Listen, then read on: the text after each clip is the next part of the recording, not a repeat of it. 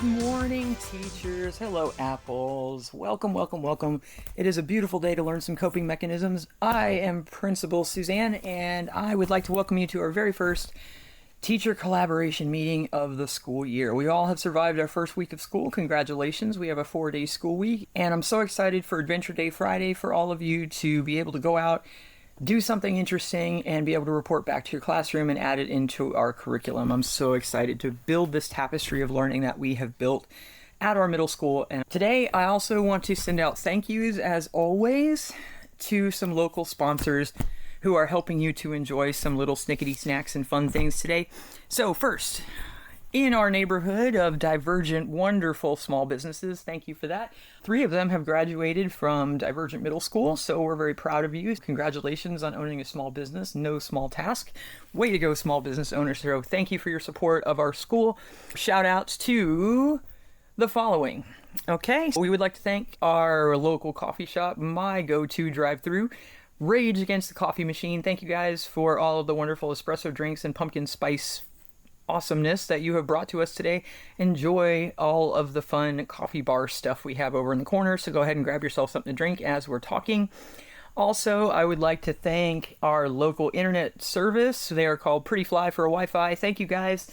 We love some good nerds out there. Thank you, because they just boosted our internet. We are now at 5G. We're moving to 12G any minute now. Very excited. And I have a little treat for all of you teachers in your folder that I left you by your chair.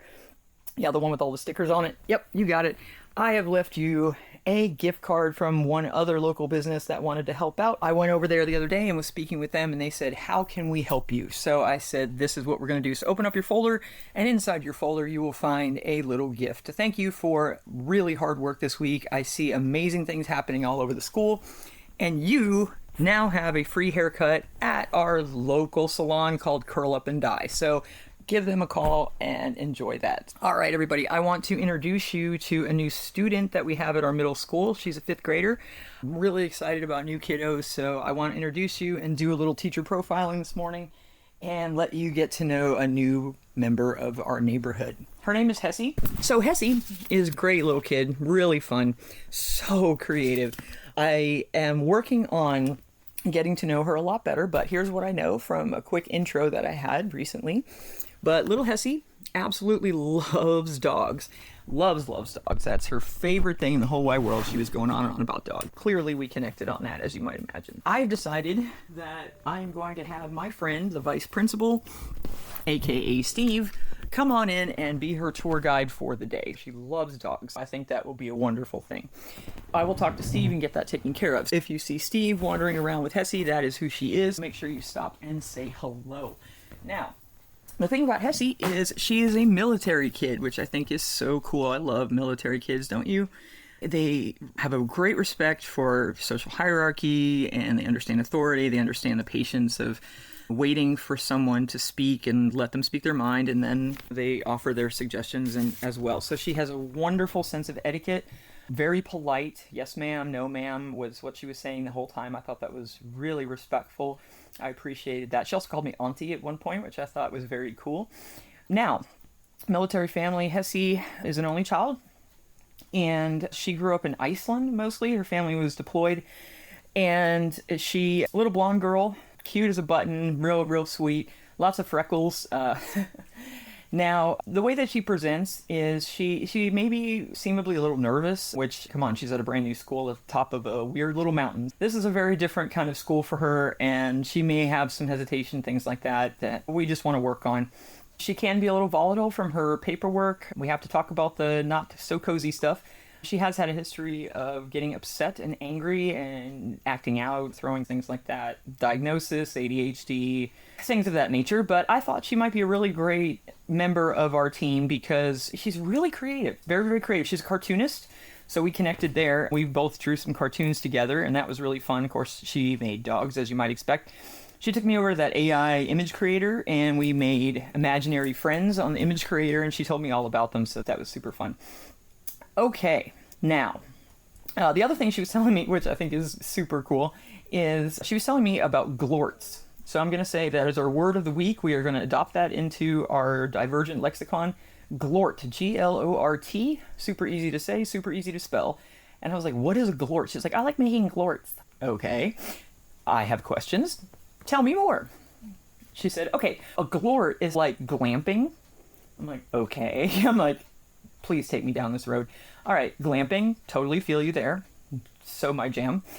She's like, that's glamping, but a glort is when you go out in the yard and you take stuff and you build a fort, but you make it super awesome on the inside. So it's like a glort, like glamping fort. The kid's a genius. The kid is an absolute genius, and I want a glort immediately. She's going to help us build a glort in the playground area. I'm going to work on trying to get some community sponsors to help us make such a thing. So it'll be like a secret room of requirement out in the playground where kids can go. So I think that's super cool. She's got lots of ideas, bright as a light bulb, really excited. And I would like all of you to help make her feel more welcome.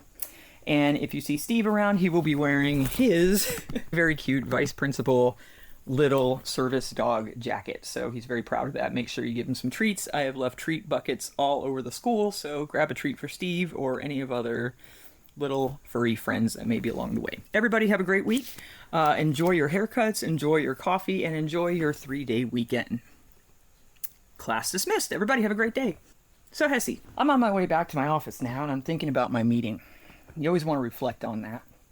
And I do a lot. In fact, maybe I reflect a little too much. And Will Hesse is a really great example of how we can take a kid that may have been diagnosed as a little difficult, but I like to see her as really creative, like the glort thing. Brilliant, right? Hadn't crossed my mind, but here she did. She just threw that little idea at me and smacked me upside the head with it. She hit me with a marshmallow in the face, and I loved that. I was like, oh wow, thanks. That was better than any coffee I've ever had. And it inspired me. She hit me with a marshmallow and inspired me to make a marshmallow rocket or catapult, whatever. It doesn't really matter what I create with it, is that she planted the seed in me. She's a teacher. I learned from this kiddo. And her lived experience of being a military kid, I mean, who knows the cool stuff she's seen? That is an untapped resource. This kid is an absolute asset to our school, and she is now going to bring this glort idea to life, and she has no idea yet, which will make her a natural leader. She has potential. Wicked potential. Now, her diagnosis, ADHD, I see that a lot. I am in no way to deny ADHD as a diagnosis. I am a mental health professional after all. Diagnoses are extremely important, but the DSM-5 talks about where these symptoms last over 6 months. This is like diagnosing. You have to be very careful. It's very volatile. So obviously the mental health community has this process in place. So we want to follow that, and we can learn a lot from mental health professionals if they give us the chance to understand their world and to see how they diagnose someone, see how, not that we're going to do that, but we want to understand the process so that way we can get this little Hesse girl in the right spot and try to tap into the positive, not the negative. That's all. Mental health professionals, let me throw a marshmallow at you. If you don't mind, we need your help. Professional development is going to be on you. Tell us your wizardry secrets. We really need them. I shouldn't have had to go get a master's degree in clinical mental health and social work in order to get this knowledge. Or just, can you give us your book list? Because we'll do it ourselves. We're kind of nerdy that way. We just need some help. We're going to reach out for help. Teachers don't do that very often, but mental health folks, we need your brain. Can we download some of your information? Another term that you need to understand, a phrase, teacher profiling. I want to talk about the power of words for a second. When you heard the word profiling earlier, see, I'm just here dropping little hints for you all the time. I am spreading glitter of ideas all over this podcast. And that for me is where I'm having my fun. I'm painting. I'm finger painting right now with that. I love thinking about a few steps ahead and throwing things in your way just to throw that marshmallow, because that's where I have fun instead of getting in trouble. I learned this as a kid. So maybe teaching that kind of skill is this redirection, the Wizard of Oz, don't look at the man behind the curtain kind of thing. So play games in your own head. So for me, I like to play games with throwing really good stuff at people and just getting that scrambled eggs moment where in their eyes, like most teachers talk about, they want the aha moment, which I love. So awesome. But try a different type of moment. Try scrambled eggs. That's the best. But in a good way. Okay, you know how a lot of people like to say things to people and just smack them upside the head in a bad way? And then they leave them and then they walk away, and I always see fire behind them like Angela Bassett in Waiting to Exhale. That's how I see that. Negative. Okay, although Angela Bassett, my queen. Now, what if we try something a little new, a little fresh, a little happy, and do the same thing with good stuff? Because I'm telling you guys, I think we've been living in the upside down too long, and we don't even know how to react when someone gives us a really sincere compliment anymore. Think about it. Last time someone paid you an actually sincere compliment, did it creep you out? But like in a good, creepy way? Orbit soda, like it was really good and had those little jelly balls, but we weren't prepared for boba yet, so it was like the precursor to boba. I loved it, although I think they pulled it off the market because kids would choke on it. But if you just could slow down enough to drink it, it was actually awesome, and it had all kinds of rando flavors. Someday I will own the collection of all of those. But they were like lava lamp drinks, so you just have to learn how to appreciate it. So, teacher profiling is positive. That's something you need to learn. This phrase, the word profiling, makes you not feel so good. You think of the FBI. What associations do you make with the word profiling? Which is why you had the feels. Your hippocampus, where your filing system is, your Google Drive of sorts, pulled up everything it knows about the word profiling. So when I said that word, it triggered you to the negative. We need to throw trigger words to the positive to help the garden grow. Negative stuff is like in that movie Idiocracy, it's like pouring Gatorade all over the garden and expecting the electrolytes to do something. Yeah, we got to get better about this. So we're going to work on it. Try to give people a scrambled eggs moment of paying them a really sincere compliment. And then just walk away. I did this yesterday. I love doing this. I do it all day long. I have fun. This is how I have fun throughout my day. Because scrambled eggs moments, I like collect them in a way because I think it does good for the world. The world needs light. And just turn a light on, wake people up a little to the reality that kindness is a thing. Oh yeah, I think we're all there. Like the neurodivergency thing. I think we all have a divergent side of our brain. It's just that things like ADHD, all these other things may be a result of society changing and the stressors therein. People aren't to blame. It's kind of society. Dogs are wonderful sociologists. They understand society in a nonverbal way. So by learning a dog's language via Cesar Millan or whoever those folks are who are in tune with that sort of side of things, that Howard Gardner special skill of dealing with animals, Snow White people. In any case, we just need to go to the right people so we can understand the language. We need a Duolingo of societal languages. Okay, so there's a little marshmallow for you. Think about that. Noodle with it. Do something about it. If that affects you, you get some feels from it, do something. So teacher profiling is to dig up the good. To say, yeah, we got a few challenges, but move on. We're optimists. We don't see all the negative in a kid and expect that to be all they are. I don't even like reading kids' profiles at all until I've met them. Because I just want to know who the kid is and what their vibe is. That's all. Because they're human. They're a little human with all kinds of potential. I could be talking to the next president right now. I don't know. So yesterday I tried this out with the marshmallow thing. I was at a little adorable elementary school, and I saw the cafeteria workers, and they were all sitting at a table. It was like maybe 10:30 in the morning, and they're sitting there having a little snack and chatting and stuff and having a little downtime, which is awesome. And they're all wearing their school shirts, and they look like they're having a good conversation. I didn't want to disturb them, but I was like, all right, let's do this. Now, my little superheroes of schools are the school secretary. They are the octopus that runs everything. I always bring snacks to these folks that I'm going to talk about. The school secretary, the custodian, and the cafeteria workers. Maybe the lawn guy if you get a chance to say hello from time to time. Or person, I should say, excuse me. But the cafeteria workers were all sitting there. And they were speaking in Spanish, which I thought was cool. And so I was like, oh, cool, I can practice my Duolingo. So I went up and I was, me llamo Susana. And I told them that I was this school therapist. But then I switched back to English, but at least I tried. So to me, that was like throwing a bone. I'm like, hi, I heard you speaking Spanish, so ergo, I know you speak Spanish. Let me try. And you should have seen the smiles on their faces when I spoke Spanish, first of all. Because I'm clearly not of a Latin descent. Physically, they wouldn't expect me to speak Spanish, most likely. So I tried. It wasn't exactly right, but I tried. They appreciated that. So they were open to my conversation at this point. That was like a key. So then I said to them, I was thinking the other day about how cafeteria workers provide the most critical resource to our school. They are the blood of the school. I said, and here's why. I said, I was studying this guy Maslow and is this triangle of his hierarchy of things that people need. And I said, the bottom of the pyramid, the foundation, is food, water, air, shelter, safety, that type of thing. And I said, food is a big deal, obviously, to me. In this world where food's so expensive, I said, as a teacher, I go down a rabbit hole of worrying about my kids, and I don't eat. I've gone days without eating sometimes. I live on coffee, and I'm just rolling on. And having the cafeteria here, and when I go pick up my kids, it reminds me, oh, wow, I should have eaten lunch. And without those nutrients for the day, my kids are a disaster. And thank you that we have free breakfast and lunch, all week long. But at this school, we have free lunch for the teachers too. Because what about us? And you all made that happen. So thank you for advocating for us. But also too, I just know how early you have to get up and all the work you do. And I think it'd be really fun to come work in the cafeteria for a day. So if I can come and volunteer, maybe an hour or two, whatever I can do to help, can you show me what your world is like? But I just want to say thank you. I don't want to take up your time, but thanks so much, because y'all, you fuel the fire that is imagination. You mean a lot, so please don't forget that, and I wish you were paid more. You deserve it. And I just kept on going. I said thank you. I let my body language get kind of low, thank you, and kind of crouched down to show respect a little.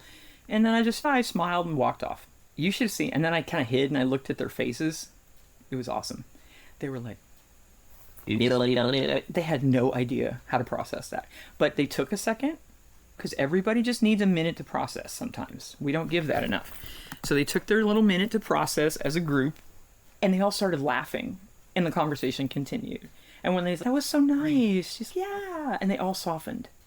Like that hard edge that I felt in the vibe was gone. They were just like happy. I was like, all right. So I felt like a Girl Scout. I felt in Girl Scouts we learn never leave a place dirtier than the way you found it. Always make something cleaner. Clean up. Always clean up. And in my library I was that way too. I love to clean because I felt like it refreshed the energy. And this was my way of doing a little house cleaning at this school. Leave a little pocket of good vibes wherever you go. But people need to normalize that. So I want to go back to Hesse. Hesse is a really special kid. Super special. A challenge, but a really cool one. She is a supernatural. 11. She's kind of like an 11. And I don't know how to parse all that because I am not a higher power. But this kiddo has some skills that I have never seen in a child. Go with it. It's cool. I don't understand it fully, but I will try. Notice I didn't mention her last name. That's because her last name is of a different nationality, and I was afraid I couldn't pronounce it correctly. I didn't attempt to pronounce it and then be like, I'm just going to butcher this. Nope. I'm going to wait until I have an opportunity to pronounce it correctly. They deserve that. Hesse deserves that. Also, Hesse just is Hesse.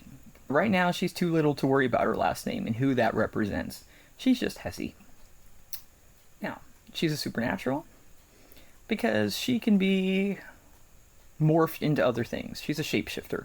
I haven't all seen it entirely yet, but I'm excited to see what that actually means. Maybe, teachers are wizards, so why not? Okay, is she like Jacob? I don't know, but I'm going through my lexicon of supernatural young adult novel knowledge to understand her. Okay, I just threw a giant marshmallow at you this entire time. Are you ready for it? I'm giving you a second. Have a sip of coffee. I'd like to introduce you to a new emotion. Hesse is the secret emotion of neurodivergence. Divergence. Now I can finally drop the neuro. You've gotten used to it. I've normalized it. Hesse is a new emotion. She is white. Totally new color, which I thought was neat. But she's a shapeshifter in the sense of she can actually show up in real life. Very interesting. She is a new emotion. Hesitation. Marshmallow, is it coming? Do you feel it yet? Did it hit you? Hesitation is a very big emotion in the divergent world. It's that weird place where you feel like you come from a military family where you have to respect etiquette and hierarchy. But then again, you have something really important to say that you've learned from what they've told you, and you think you might have a really good point. But the news is on. And Tom Brokaw is taking up all the air in the room right now. And your family's so tired that all they can do is sit down, eat their supper, and listen to what the news has to say. She's of the 80s, hence Tom Brokaw. She feels like she's pulled in all different directions. She works like Stretch Armstrong, so she can be bended and stretched in all kinds of... She's like a rubber band. But she's white. Why is she white? The word white might be triggering because you think it has a racial connotation. Nope. Now, notice I also, in the meeting with the teachers, didn't say anything about her being a white kid. Okay? Because I didn't want to trigger them without explanation. Because white didn't mean what I meant in the regard of race. Okay, so she's a white emotion. I challenge you to go on being image creator. I dropped that because I wanted to encourage you to maybe go create her. What does hesitation look like for you? I made her a girl because women tend to think on several levels. They're good at spinning plates in their head. I find that men are a little bit better sometimes at putting things into priorities, but women tend to take on a whole wave of worry. So hesitation is a really interesting emotion because it's like you know the rules, but you have something to say, and you're like, I want to raise my hand, I want to pick me, but and then it's that glossophobia or fear of public speaking of when you get called on, I'm finally ready to just burst, and then something kind of stupid happens. In my case, hesitation, the emotion, oh yeah, she's the one. Oh, she's the klutzy one who gets to the bottom of my mountain of knowledge, and when she gets there, she, falls on the ground and forgets she has to, actually get up and walk away. She's that person. So in my case yesterday, hesitation was worrying about this podcast. This is my game. This is my Hunger Games. I want to do a positive version of a game in a podcast. Like, I'm trying to do things on so many different levels right now because I'm playing a game. It's my Dragon's Lair. So hesitation is important to talk about because I'm trying to do so many things at once and trying to weave it all together, and the sport of it is the weave, what I'm actually recording in this microphone right now. And to be honest, I almost cannot listen to any previous podcast ever again because I have to just put it aside. It's too much. Hesitation cannot handle that. But hesitation is about ideas. The glort. Okay, let's get back to glorts. That popped in my head this morning. And I was like, think about what you did like in second grade. So I was thinking about building a fort with this kid, Richie. And my brother and Richie built this fort out of old wood in the backyard. Not safe. Okay. Once again, the 80s, you're always going to die. Tetanus. We learned a lot about tetanus as an 80s kid and how your brain can get fried like an egg on drugs. Okay. So there was this fort. They built this little fort in the backyard with nasty old wood. And on the inside, it was quite disgusting. And so what they did is they took some wood, like a long kind of piece of wood, and they put it as a slide to leave the fort. And so they were taking a boogie board and then riding it down the slide to get out of the fort. Very cute.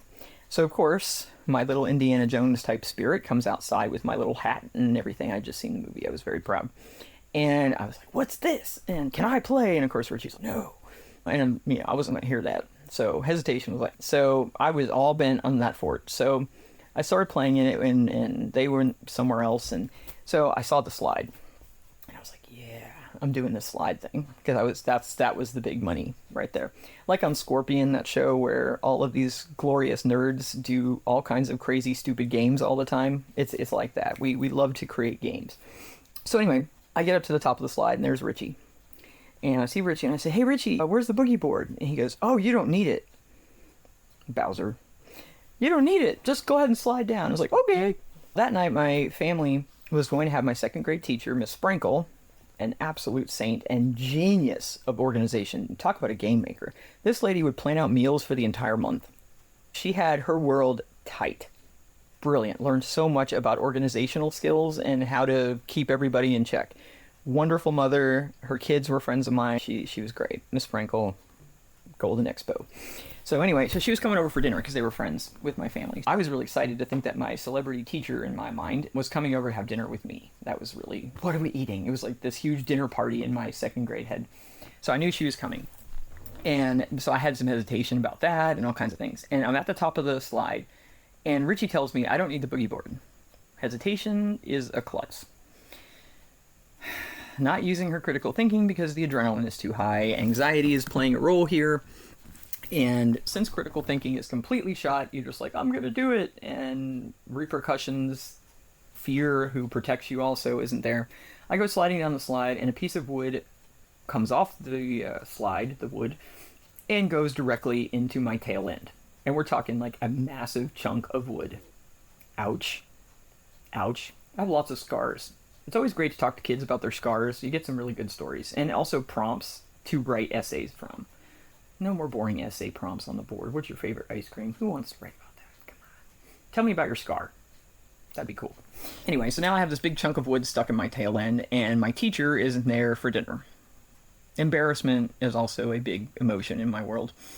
He's a sweetie. We have lots of hugs. I'm now begging for help, and everybody's freaking out, and my parents come outside, and Sprinkle and her family come outside, and everybody's looking at me, and I'm flat on the ground on my stomach, and here's this piece of wood stuck out of my tail end. Of course, I end up having to go to the hospital, having it removed. Oh, but wait, there's more.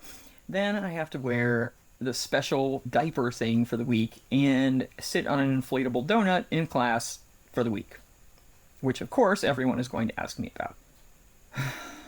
Hesitation. Hesitation of going to school the next day. Hesitation. It's like embarrassment, but this one is a much broader thinker. Think about that emotion and think about a new kid. So Hesse's a complicated kiddo. The dog thing, where Steve comes into play, the white. Why is she white? I haven't answered that one yet. Here's why. White hot. She's friends with anger and anxiety, all those colors. So thanks to those folks who taught me color theory and about warm colors and cool colors. If you notice that in Inside Out, all the warm colored people are go-getters. They do stuff. They're doers. They're verb people. Joy, yellow. Anger, red. Anxiety, orange. Warm colors are doers. Cool colors aren't really doers. Brilliant people.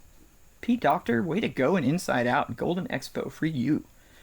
But hesitation is that little shapeshifter comes around. She can come in real life or not, or change into different things. She's white because the center of the flame is white. It's an idea. She's a spark. Ooh. If you wanted to talk about that concept or that emotion in your middle school class or even in your elementary class, you could talk about that. You just need to explain it like it's profiling. It's teacher profiling to a good way. You're making a bigger point or an allegory. Allegorical teaching is the center of teaching. We have learned this in teacher ed school. It's part of pedagogy. It's part of the art of teaching children and understanding people like Piaget and Gardner and Carol Dweck's Power of Yet and all these different things where we put it all together and make this beautiful tapestry that also serves as a way to catch kids when they fall. We think of it differently. Maslow's hierarchy of needs is now a Dungeons and Dragons die.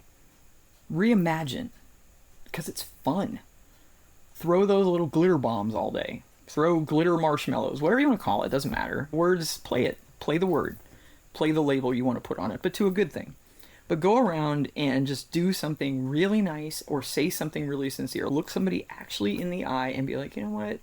You just seem like a really nice person. And just walk away. Do it. Leave them with that.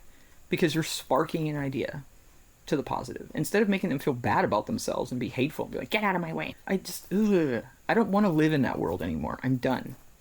I am choosing a new life of joy and fun and imagination. And even if my ideas make no sense to people, I am not going to apologize for them, or I'm not going to try to carry them with me. I'm just going to say, you know what? Hang on. I'm speaking. Give me a minute. I will be down the road, and when you see me down the road, wait till you see what I've built. Just wait.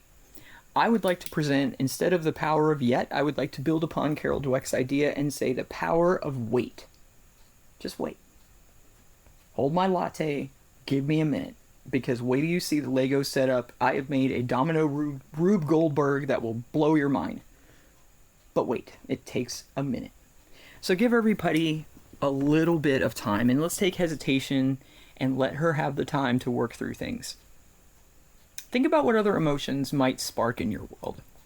Create some new emotions, and this is a great place to start talking to your kids.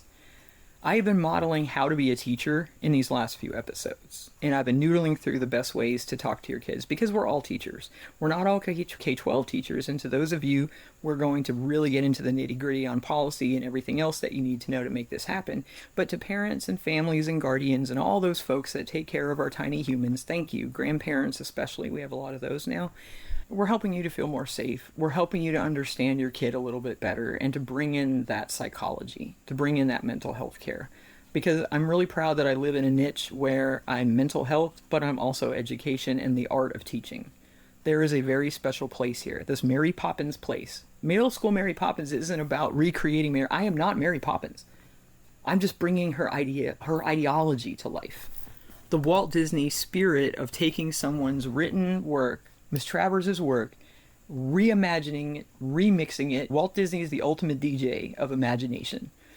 He DJ imagined her idea that this could change kids. This is mental health. He understood that the arts, imagination, cartoons, all these things spark imagination and stay out of anxiety. He understood it. He was the first Pete Docter.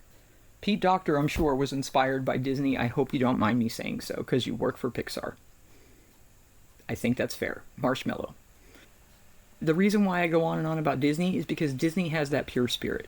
That whole organization comes from a place of joy for children and good for children and teaching children joy, to choose joy. We all need to go to an emotional Disneyland right now. Everybody deserves a free trip to Disneyland. Money, power, and ego have become too involved in our lives and changed what we care about. Like Mr. Rogers, like Mary Poppins, like Walt Disney, in the spirit of all of these creators, Pete Docter, hesitation is a very usable emotion. Extremely useful. Imagine hesitation working with anxiety, but they're having fun. Then you have Bing Bong in there. You have a whole party. You have a think tank of fun. Make more think tanks of good stuff. Yeah. I would love to have a think tank meeting about education at the Department of Education, and I pick my team. And I go via Howard Gardner and pick one awesome teacher from all representations of types of learners, like a naturalist, outdoorsy person, a sports person, a visual artist, a dancer, all of them, everybody. Math person, but the best in teaching. Those are my real Golden Expo Marker Awards, and I'm going to find you. You're out there. And I know you might be able to think of a friend who's like that diamond in the rough, that brilliant diversion that just needs a minute to explain themselves. Go find that person. Think about that, please. I challenge you. That's your homework. I don't really like homework. I like challenges. But I challenge you to go out there and think and find that person. They probably are not going to speak up for themselves because ego probably isn't their main goal. I don't feel like I have much of an ego at all. In fact, I'm pretty self-deprecating. I'm trying not to be that way anymore. And just accept my truth. I give other people credit for my own ideas all the time. I think it's glitter. But time to step up. And the last lesson I had to learn in the Neverending Story was facing the magic mirror gate, facing myself, and then going and hearing what really had to be said. But the magic mirror gate is a lot harder than you think. Facing yourself and realizing what you have and what you don't have and where you need work, that critique is important. And hesitation is one of those emotions that I had to realize was in the room. So go create it. Talk to your middle school kids about what other emotions that they would create that live in their brain. Talk about the emotions that live in your brain. What do they look like? Design it. Sit and draw. Maybe make a dinner, put out a big piece of paper and eat some kind of fun food like pizza, and then just start drawing with everybody with crayons and just talk about emotions. And then watch the movie. Make it a whole night. Have popcorn. Make it fun. Make talking about mental health a joy. Because it's really easy to do that. I'm sure as a family member, you have learned to be allegorical in the way that you talk to a kid. But maybe we should be allegorical in the way we talk to adults too. And that's what I'm doing right now with this podcast. So I hate to show the man behind the curtain, or in my case, the fierce little teacher behind the curtain, but sometimes that person needs to explain some things because things are confusing. Hesitation goes right along with confusion. And in Divergent world, confusion is everywhere. You don't understand that other people have a totally different brain than you, and they can't see things. And it's like, why can't you see this? But wait, you won't even give me a second to talk. Ah! That emotion right there is frustration. Hesitation turns into frustration really quickly. And we talk in teaching about getting to frustration point, that we don't want to get there because then learning stops because that becomes adrenaline. It's about balance. It's about putting kids back to baseline and encouraging their weird, noodly little thoughts. And being like, you're a goonie. Start using the word goonifying and goonieing and calling your students goonies or players or something fun like a video game, 80s style. Address them the way that you felt you were, as talking to your younger self. Think about how you would have liked to have been addressed in the 80s. All right, players, ready, player one. And using all kinds of references that stimulate positive nostalgia to your childhood. Hesitation lives in the room next to nostalgia and Inside Out too. I like to bring nostalgia out a lot more, and she's an 80s gamer type. She's not rose-colored glasses and a little granny, although I love that actress so much. I want to meet her. She's amazing. Thelma, see the movie. Watch the movie. Fierce. But hesitation lives in a room next door, and it's a secret room of requirement room for her. It has a secret key. So maybe you could try hesitation as a new emotion. I was at a movie theater once, and after I saw Inside Out 2, which of course I was absolutely obsessed with, really secretly wished I worked on that movie. So I was sitting outside the movie theater with a little girl, and we were talking, and my knee was all messed up because my meniscus is really not in good shape. And I was in a lot of pain. And I'm sitting there, and this little girl says to me, she says, "Hey, Suzanne, you look like you're in a lot of pain. Are you okay?" And I said, "Yeah, I would love Inside Out. I'm so excited, but it's hard because I'm hurting a lot." And she goes, "Oh, I'm sorry." And she gave me this little hug. It was so cute. And after the hug, she said, "I wonder what pain looks like." And I said, "I think that is a wonderful question." I was like, "So let's noodle that." And she's like, "Okay." So it just took a second. It took like a 1-minute conversation, a little marshmallow type conversation. And I said, "Pain goes all over the place, right?" She's like, "Yeah." I said, "Sometimes you have a headache, sometimes you have a knee ache, sometimes you have a backache, all different." And I said, "As you get older, it gets bigger." I'm like, "Trust me, kiddo, enjoy your knees while you got them." And I said, "So I don't think pain is like a person. I think pain needs to be an animal, like something quick." And she goes, "What about a dog?" I'm like, "Ooh." Okay, we're on to something. Tank. And my brain just was popping for this kid. I was like, what a genius. I was like, okay, so the dog has to be like anger, so it has to be made of fire.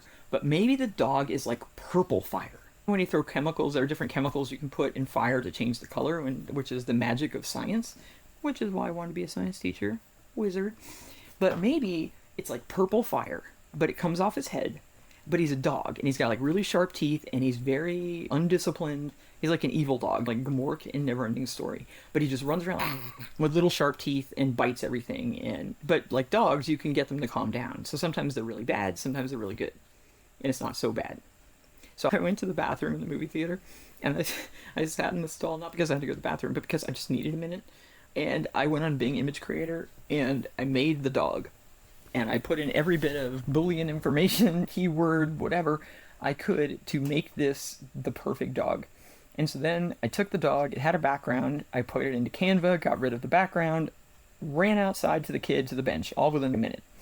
And I was like, "Hey, kiddo, check this out. Is this kind of what you're thinking?" And she's, "Oh my gosh, that's it." And so I put it on Facebook and stuff and pointed it out. Hey, this could be pain. But can you imagine the brilliance of that conversation? Just engaging that kid in their creativity for just a minute. We're not about props for teaching or anything. That's not the point. It's about the validity and honesty and purity of that imagination conversation. That kid was sparked. And by me taking just a little minute to go on Bing and make that real for them, visual, the image creator is a window. It's my picture in Mr. Rogers' Neighborhood, where that Crayola video went, where you could see all the crayons be made. YouTube, image creator, all these things are where that magic lives now. And it's how you incorporate it. So just on my cell phone, I brought it up, showed it to her, and she was just altered. And got her, and now apparently she's been drawing all kinds of new emotions that are animals and people and magical creatures, and she just created her own little metaverse of emotions. But right now, that little child is going through a major life change and trauma. Her mind is busy. She's not bored. She's not sad. Emotionally, she doesn't get to a place of negative mental health. For now, that's the best mental health I can give her, is an imagination. So think about it. Go throw some marshmallows at people. Go throw glitter, whatever you want to parse it as in your head. Just go have fun with it. But bring good, bring spark, and hesitation. Welcome her into the class. See her for the good she can bring, and not for the negative. And if we can change the way we look at people and see the possibility in them instead of maybe why we should punish them, I think that maybe we will all lower that temperature and the adrenaline will finally come down. You're in there. I see you. Just let's go play. We'll make you back to the kid self you need to be. Middle school wasn't so bad after all. Think of the good times. Think of the very best time you had in middle school. Go recreate that somehow. Go call your middle school friends. You got this. Pull out Dungeons and Dragons. It's time to play.